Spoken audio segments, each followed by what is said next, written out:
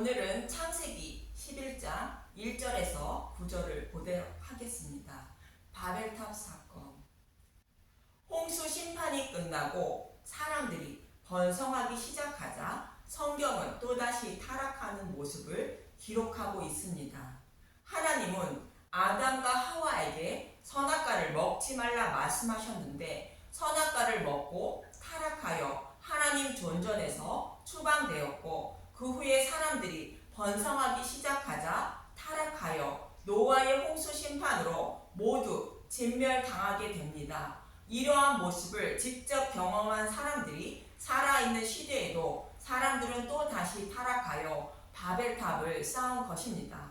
바벨탑을 쌓을 때에는 하나님의 진노의 심판인 홍수 심판을 직접 경험한 노아와 셈과 야벳이 살아있을 때의 사건으로 바벨탑을 쌓는 모습을 보고 노아와 셈과 야벳은 그들을 만류했을 것입니다. 그럼에도 불구하고 바벨탑을 쌓는 것은 아브라함의 후손으로 메시아를 보내어 구원하실 수밖에 없음을 말씀하고 있는 문맥으로 아브라함의 후손으로 예수님을 보내주셔서 무지개 언약을 이루어 주실 것을 말씀하고 있는 것입니다.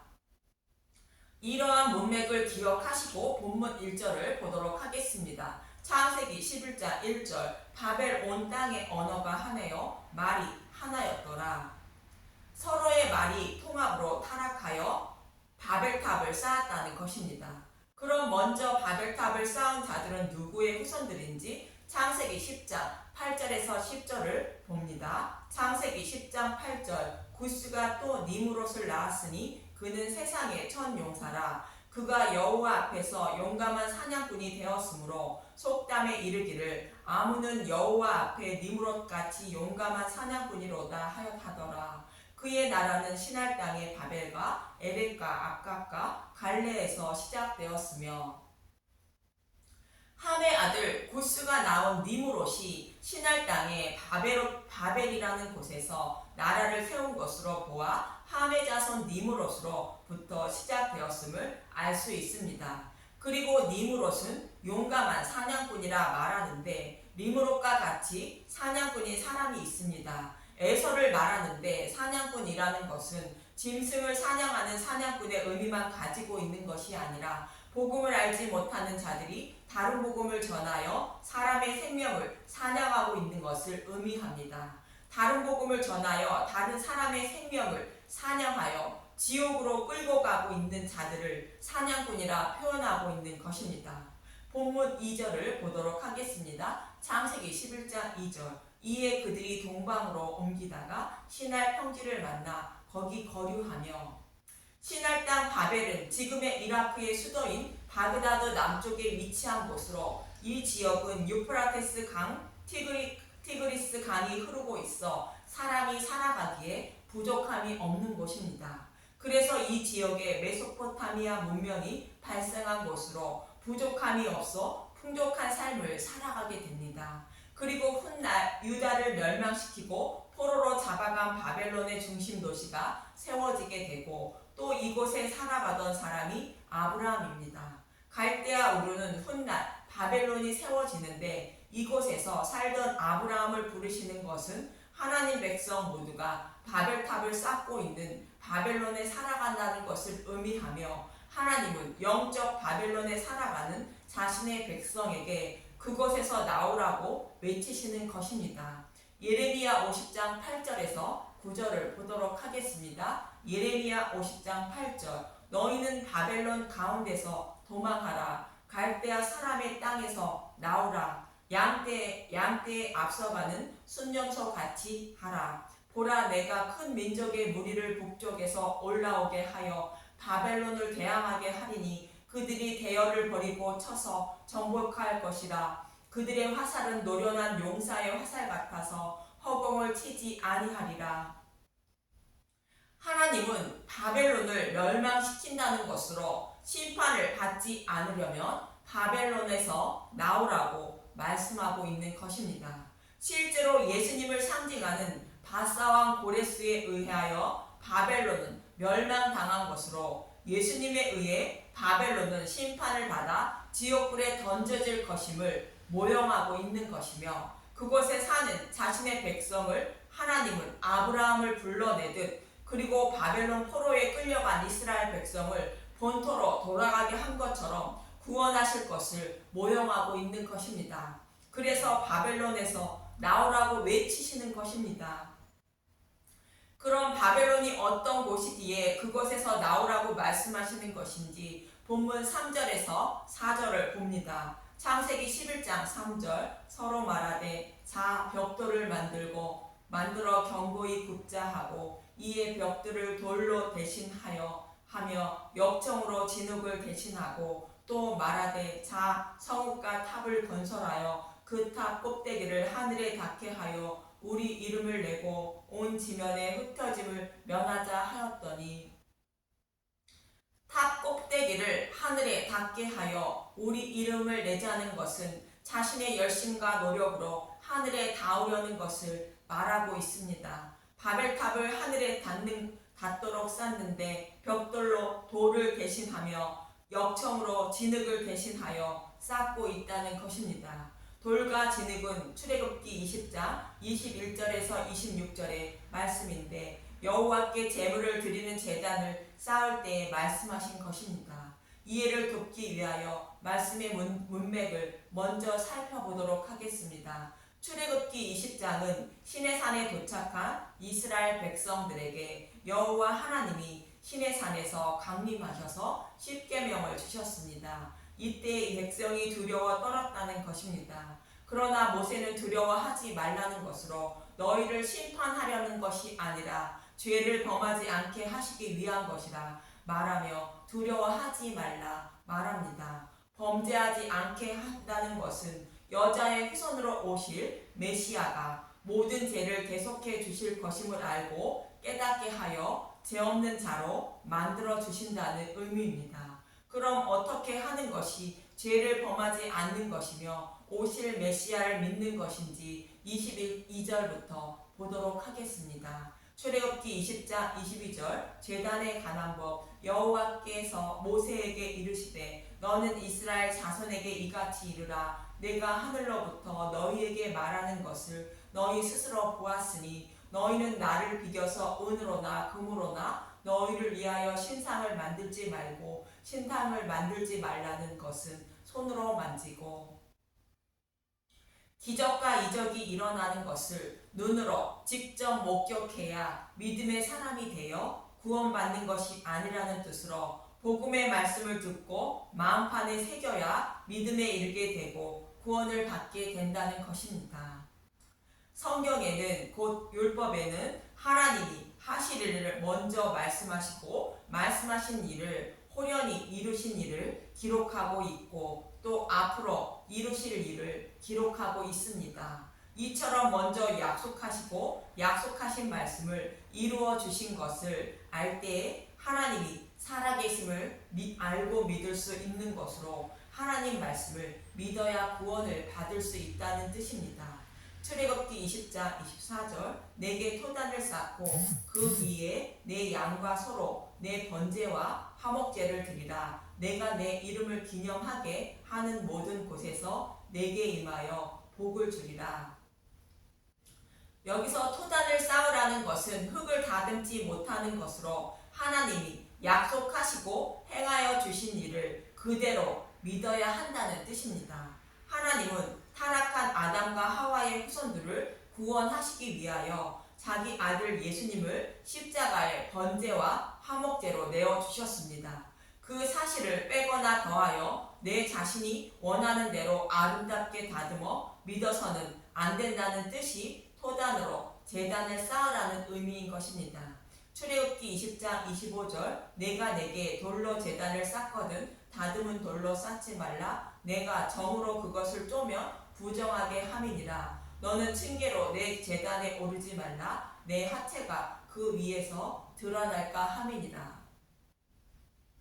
이 말씀도 토단을 쌓는 것과 동일한 말씀으로 내가 원하는 하나님으로 만들어 놓고 하나님을 섬기려 하지 말라는 것입니다. 하나님은 오직 지옥불에 들어갈 수밖에 없는 저와 여러분을 사랑하셔서 구원해 주시기 위하여 자신의 아들 예수님을 십자가에 번제와 화목 제물로 내어 주신 것입니다. 이런 하나님의 뜻을 알고 감사하며 찬양하는 목적 외에 다른 목적으로 예수님을 섬기려 하지 말라는 것입니다. 다른 목적으로 섬기려는 것이 하체를 드러내는 것이며 노아가 포도주에 취하여 벌거벗은 모습과 같은 것으로 하나님께 죄를 범하는 것이라는 뜻입니다. 이처럼 저와 여러분을 구원하시기 위하여 예수님을 십자가에 번제와 화목 제물로 내어 주신 것을 감사하며 찬양하는 목적 외에 우리의 열심이나 노력으로 죄를 사함받아 하나님 나라를 기업으로 받으려는 행위나 또 우상을 섬기는 자들과 같이 예수님을 믿어 나의 목적을 이루거나 이 땅에서 자신의 이름을 내기 위하여 높은 자리에 오르려고 예수님의 이름을 부르지 말라는 것으로 이러한 행위들이 모두 바벨탑을 쌓는 것이라 말씀하고 있는 것입니다. 좀 더 쉽게 표현하면 선악과를 먹고 타락한 아담과 하와에게 하나님은 여자의 후손으로 메시아를 보내주셔서 죄를 대속해 주시고 구원해 주신다고 약속하셨고 그 약속의 말씀대로 예수님을 보내주셔서 십자가에서 우리의 모든 죄를 대속해 주신 것입니다. 성경은 이 말씀을 여러 모형과 그림자로 반복하여 말씀하고 있는데 이 말씀을 자신의 소견대로 해석하여 자신과 대중이 원하는 말씀대로 아름답게 다듬고 변질시켜 전하고 따르는 것을 바벨탑을 쌓는 것이라 말씀하고 있는 것입니다. 이 모습을 가인과 아벨의 제사를 통하여 먼저 말씀하셨습니다. 아벨은 약속의 말씀대로 여자의 후손으로 메시아가 오셔서 자신의 죄를 대속해 주심으로 구원을 받을 수 있다는 것을 믿고 있는 자로 양의 첫 새끼와 기름으로 제사를 드렸습니다. 가인은 자신의 눈으로 보아 가장 좋은 것으로 여호와께 제사를 드린 것입니다. 이러한 가인의 모습이 역청과 다듬은 돌로 제단을 쌓는 것으로 바벨탑을 쌓는 것과 동일한 의미인 것입니다. 아무리 좋은 것으로 여호와께 드려도 죄를 사함받지 못하며 그 제사는 하나님께 향기로운 제물이 되지 않는 것입니다. 하나님은 오직 우리의 죄를 사함받는 제물인 예수님만 받으시는 것입니다. 그래서 하나님은 이러한 제사는 받지 않으신다는 것이며 이들은 심판받아 마땅하지만 무지개 언약을 지키시기 위하여 심판하지 않으시고 온 지면에 흩으시게 되는 것입니다. 하나님이 이들을 흩으시는 이유는 바벨탑을 쌓아 하늘에 닿으려는 모습과 같이 다른 복음을 전하고 믿어서는 생명을 살릴 수 없다는 의미이며 여자의 후손으로 메시아가 오셔서 가죽옷을 입혀주시고 구원하신다는 약속의 말씀을 믿고 소망하며 살아야 한다는 의미인 것입니다.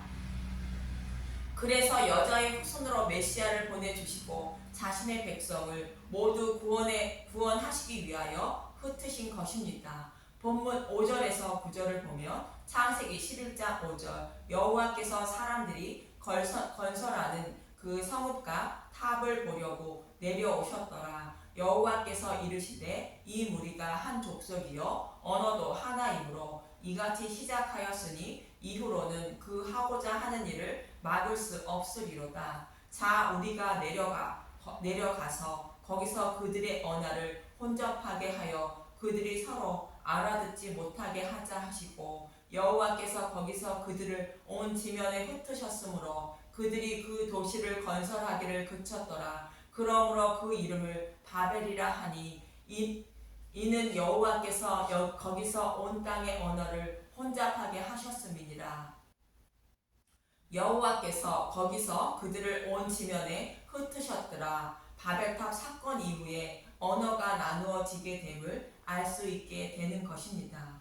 이처럼 하나님은 언어를 혼잡하게 하셨는데 사도행전 2장에서 예수님이 죽으시고 부활하심으로 언어가 하나로 통일되게 됩니다. 사도행전 2장 3절에서 8절을 봅니다. 사도행전 2장 3절 마치 불의 혀처럼 갈라지는 것들이 그들에게 보여 각 사람 위에 하나씩 임하여 있더니 그 그들이 다 성령의 충만함을 받고 성령이 말하게 하심을 따라 다른 언어들로 말하기를 시작하니라. 그때 경건한 유대인들이 천하 각국으로부터 와서 예루살렘에 머물러 있더니 이 소리가 나매 큰 무리가 모여 각각 자기의 방언으로 제자들이 말하는 것을 듣고 소통하여 다 놀라 신기하게 여겨 이르되 보라, 이 말하는 사람들이 다 갈릴리 사람이 아니냐. 우리가 우리 각 사람이 난 곳 방언으로 듣게 되는 것이 어찌 됨이냐.